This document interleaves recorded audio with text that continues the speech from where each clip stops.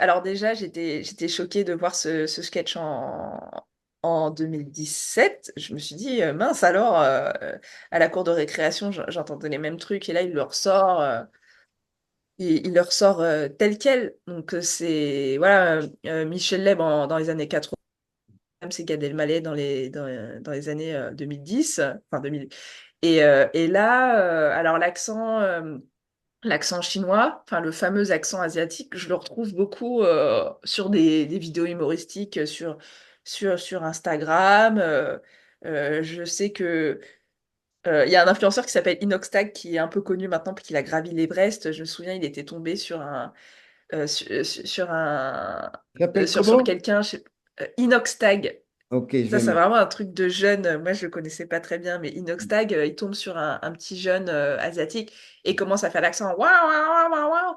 Et le jeune homme lui dit que c'est raciste. Et au niveau de l'humour et des sketchs, il y a quand même Émeric Lomprey qui a fait un sketch sur les accents de façon générale. Et donc, il voulait imiter un Chinois qui avait un accent marseillais. Mais c'était très, très, très malaisant et finit finalement par faire le fameux accent asiatique qui n'existe pas. Donc ça, c'était sur Radio Nova.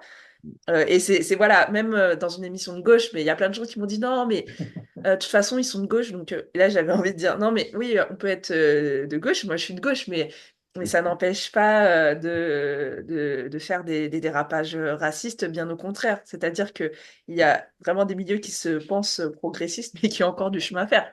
C'est-à-dire on peut être très progressiste sur le plan social et, et rester et encore véhiculer de la suprématie blanche, c'est pas incompatible. Voilà.